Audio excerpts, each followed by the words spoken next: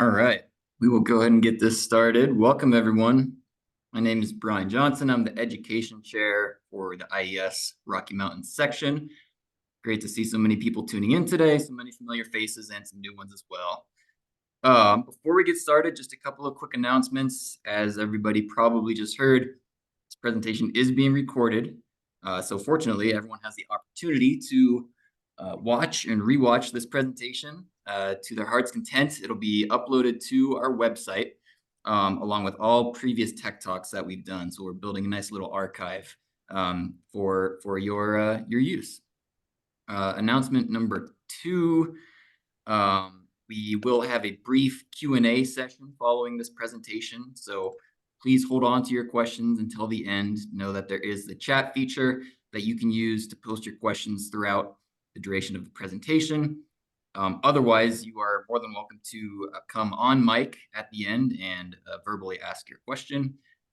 Other than that, I think we're good to go ahead and get going. I will introduce our speaker next, but before I do that, a quick note on the topic. And thanks to everyone who signed up for the original presentation. I realized we had to push it a week, so apologies, but I'm glad that so many people could tune in today. This is one that we really wanted to give in January because the 51st Annual Illumination Awards is now taking submissions. So that's very exciting. As of January 4th, you can submit for awards. And we were really trying to think of ways to inform our membership of how to better apply for, or not apply, but submit their projects for awards. And many of you are probably familiar with that process, but many probably aren't. And so we got a great speaker today. And our job is just to kind of give you some tips and tricks, kind of let you see behind the curtain of what is going on in a judge's head as they're reviewing the projects that you submit. So again, please take advantage of that Q&A session at the end if anything that you want addressed isn't addressed during the presentation.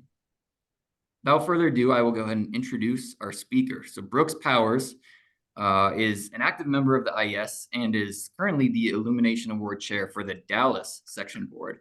But he is very involved in the local Denver Rocky Mountain industry. And so we're fortunate to have him here today. He's held the Illumination Award Chair since 2020, reviewing projects for the IES and organizing the judging for the Dallas section.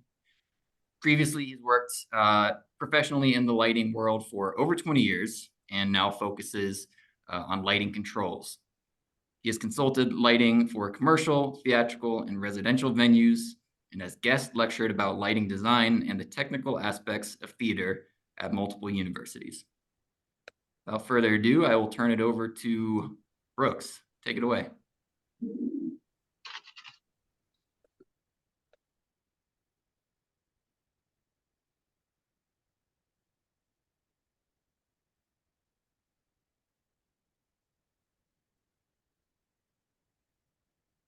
Brooks, are you there? So you're muted. Cool. Can you hear me now? Yes, we can. All right, excellent. Hi, everyone, and thank you for joining us. This is Brooks Powers, and today we are going to focus in on the Illumination Awards program. The IES Illumination Award program recognizes individuals for professionalism, ingenuity, and originality in lighting design based on the individual merit of each entry. The Illumination Award program is not a competition.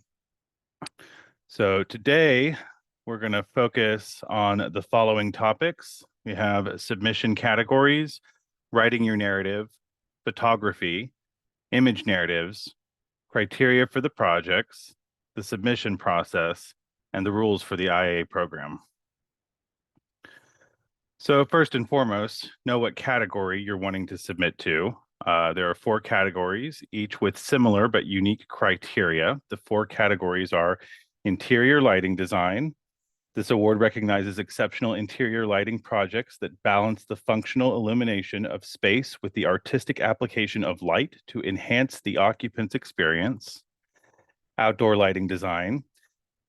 The outdoor lighting design recognizes excellence in lighting design and application in all aspects of exterior lighting. The program celebrates achievements in aesthetics, applied technical acumen, creative solutions to demanding site conditions, and advancements to the industry in outdoor lighting applications. The goal of the program is to further the understanding, knowledge, and function of outdoor lighting as a critical aspect of the built environment. Control innovation.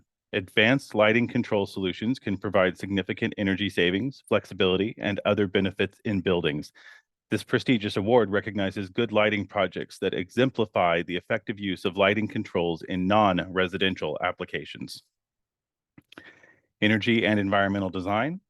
The Energy and Environmental Design Award recognizes quality lighting installations in commercial and industrial buildings that incorporate advanced energy-saving strategies and environmentally responsible solutions into the overall design.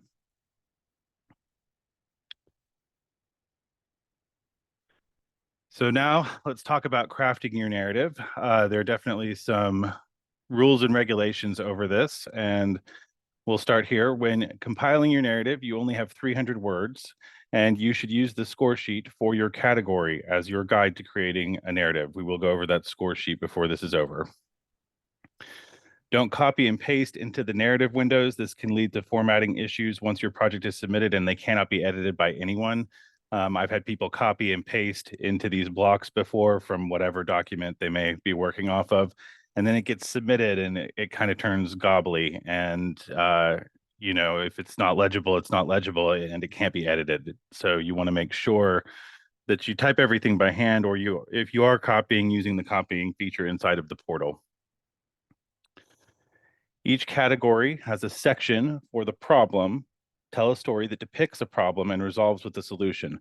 Make sure to include any needs or restrictions the space may have, whether from the end user or from the architectural features of the space. Each category has points for your concept. That concept is specifically about the architecture of the space and how the lighting complements or enhances it. Each category has points for controls. If you're not mentioning controls when you write your narrative, you're losing points.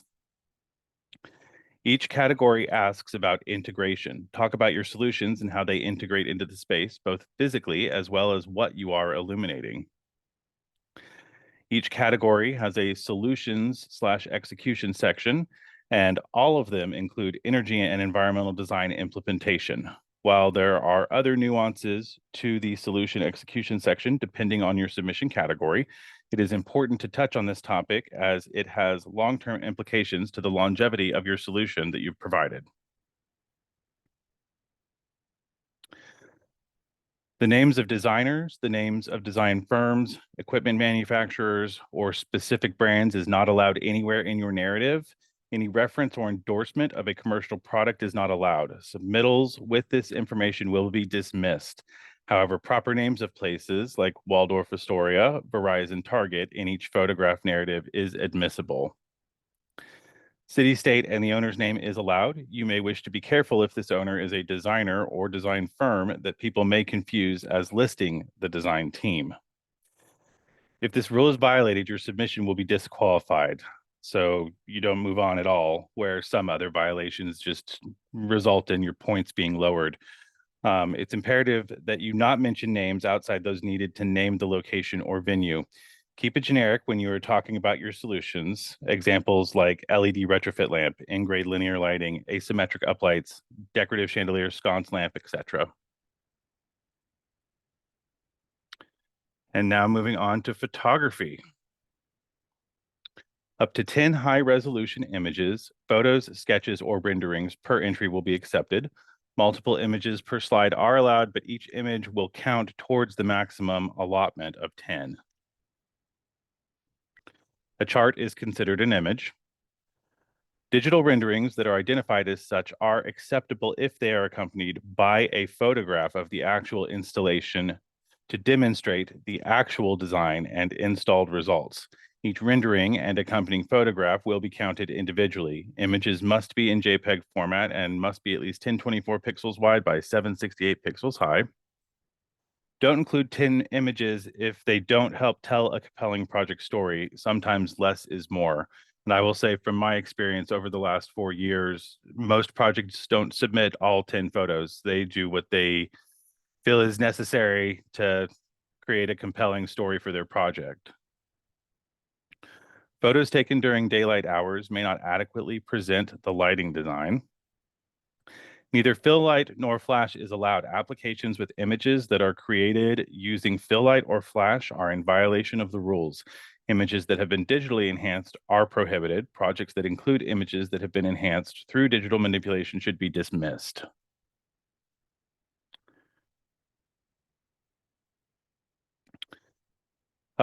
So with each image that you're allowed to submit, you get a 25-word narrative that you can apply under the image to better describe and, explore what you're trying to show the judges.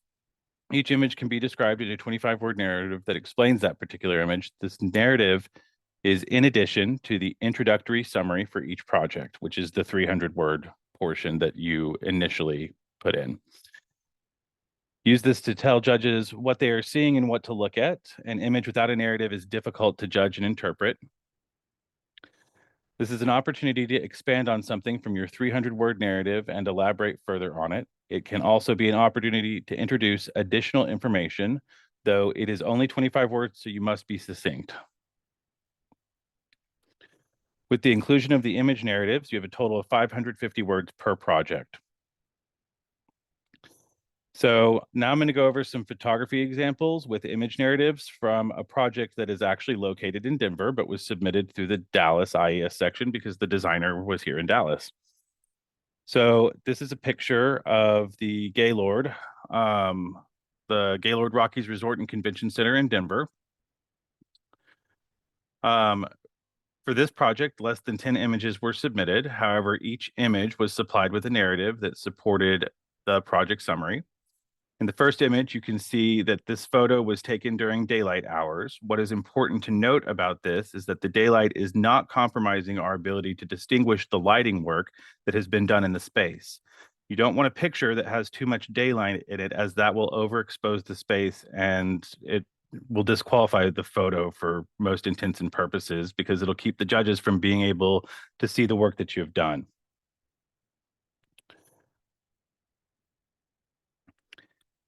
In the second image, we see a very similar frame of the space, only now it is dusk. It's worth noting that the image here is a different lighting scene than the one before it, showing the judges that the space has different scenes available and is not just made up of the design we saw in the initial image. Note that the narrative links the lighting to the architecture of the space.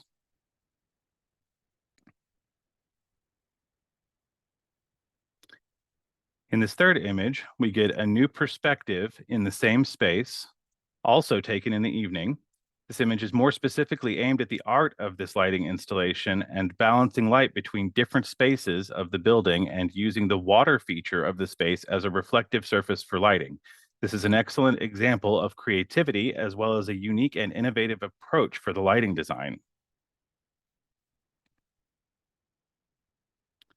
This fourth image showcases color and texture, and the narrative talks about theme, which is tied back to the project summary, where it was outlined that the space needed to be able to take on different themes. As you can imagine, conventional lighting design doesn't necessarily fit into a space like this, and thus a more theatrical approach was taken.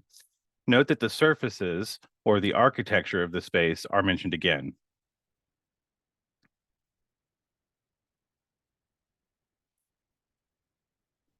This fifth image gives us another perspective of the same space, but the narrative opens talking about the scale of the space and meeting the lighting requirements for a specific code.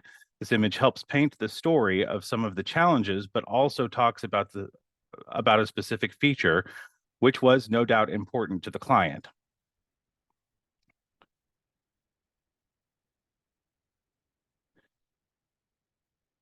This fifth image addresses a different type of instrument grazing a different surface and offers another look at texture and color more closely than the pictures previously that show the entire space.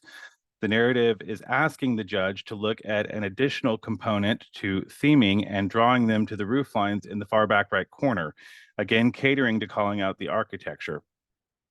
And while we can't blow this up on PowerPoint, one thing that we do when we're judging is people will zoom in on these pictures, and that's why the pixelation is such an important thing.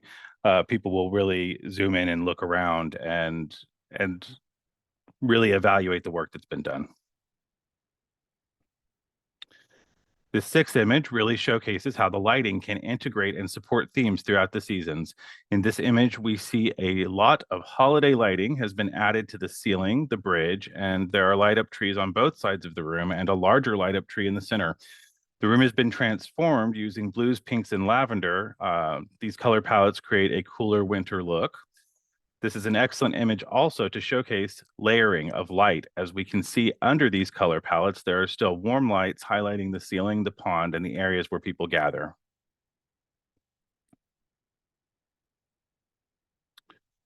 All right, criteria. The criteria differs for each award type, so be sure to refer to the score sheet that relates to the appropriate award. The installation must have been completed on or after January 1st, 2022, and the actual guideline for IES is 24 months. So whatever the year is, you have the previous 24 months that you can have a project submitted from that time frame. Must be a permanent lighting design installation. Entries should contain a project narrative up to 300 words and up to 10 images and an optional 1-minute video. We went over this one earlier in the photos, but it is part of the criteria, so I repeated it in here, up to 10 images. Each image will count towards a maximum allotment of 10. Renderings must be identified as such, and images must be in JPEG format. We get a 25-word narrative for each image. To retain the prestige and value of the Illumination Awards program, if the project submission does not meet all of the above core requirements, it will be awarded minimum point value for all categories. And now the submission process. Once you log into your portal, you can fill out all of the information for the project and select the category you're applying to. Once you've filled out all of the required fields, you will come to the supporting materials page. This is where you will fill out your 300-word narrative and upload your photos. Once you've added to your cart, you can move forward to checkout. You will receive an email once you have submitted your project. Once your project is submitted, it cannot be changed or edited, and this is by anyone.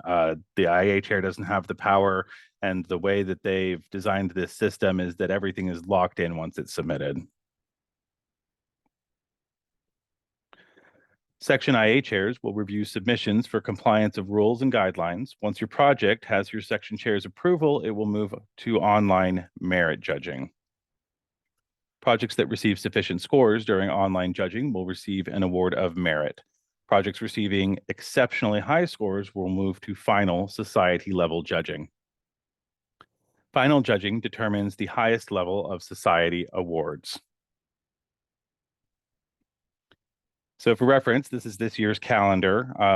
Submissions for early submissions opened January 4th and will continue through the rest of the month.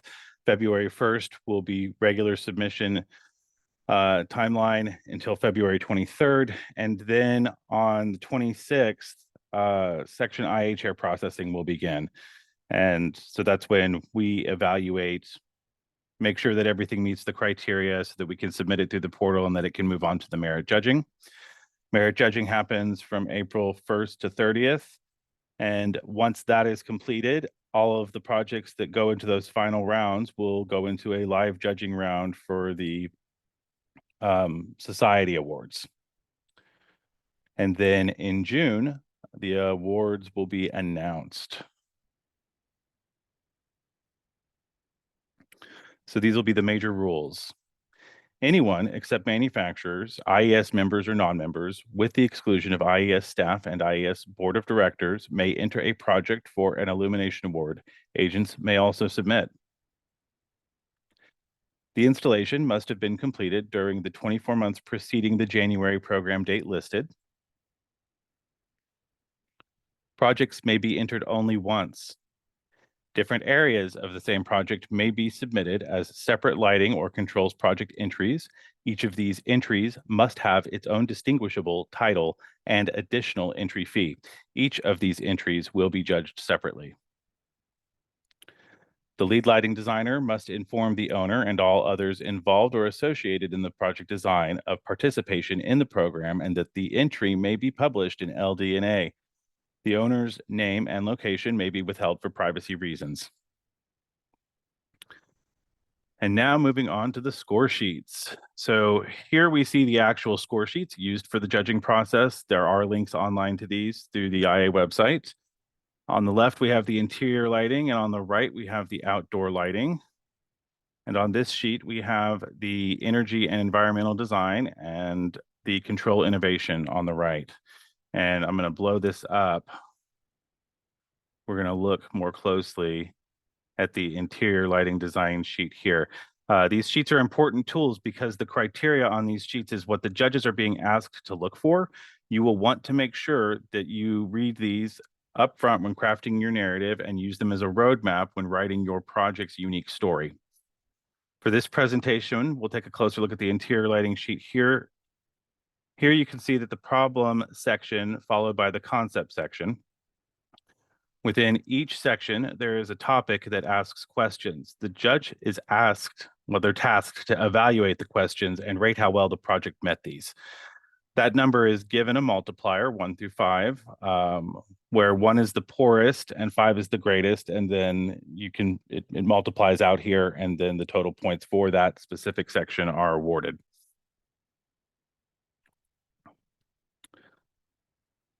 Once all of the sections are filled out, the sheet can be totaled, and there is even a bonus section if the judge reviewing your project feels that it was particularly well done in a specific aspects or in all aspects. No explanation is offered as it's discretionary. So the IES does have a site that offers more comprehensive instructions on the submittal process and procedures. I'm going to just pull that up here. On this website, they offer the submission tutorial, online judging instructions, submittal procedures, score sheets, and FAQ section.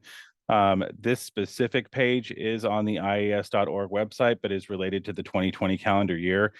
It does offer things like this presentation here that has a step-by-step for entering your projects through the portal here, and then just some advice that they've tagged along the way.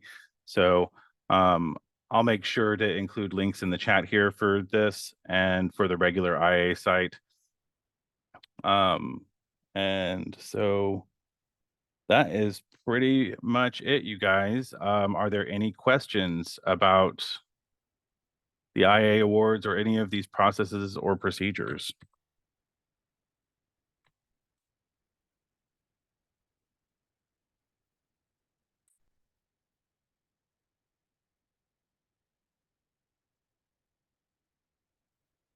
All right, well, it sounds like there are no questions. Yeah, as a reminder, feel free to come off mic if anyone has a question or post it in the chat. We'll give everyone another few seconds in case anyone's typing. Okay.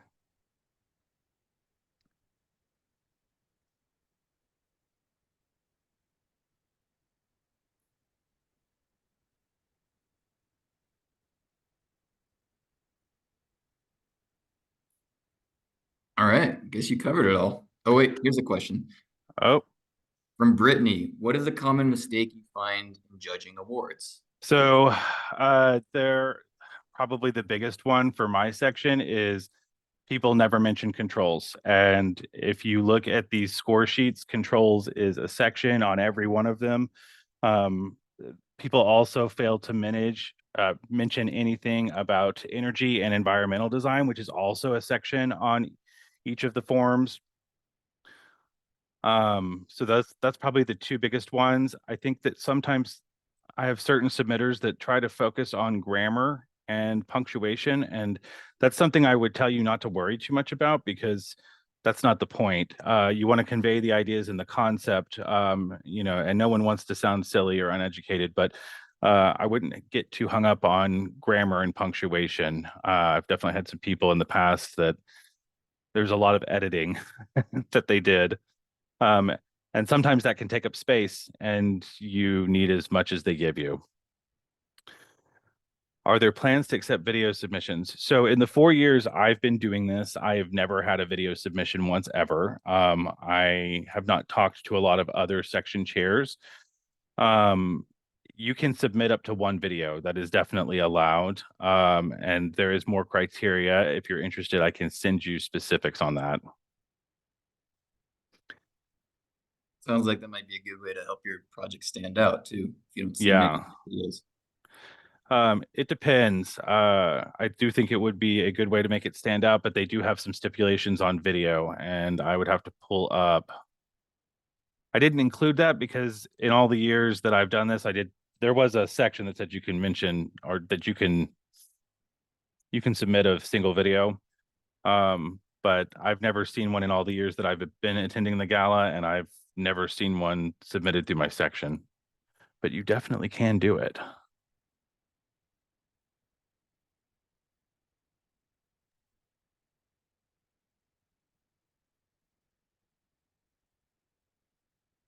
All right, well, if there are no other questions, Brooks, I want to thank you for your time and the presentation. Everyone, make sure you click on those links in the chat if you want more information from the IA website.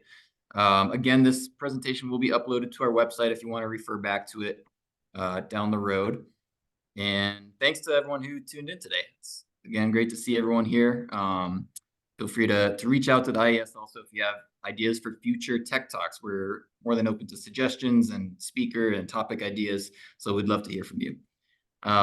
Stay tuned for more information from the IES and events coming soon. We have FOL just around the corner, some other great education events, our golf tournament this summer. So lots coming down the pipeline, and we can't wait to see you all there. Thanks, Brooks. Thanks, everyone. Yeah, no problem. Thank you.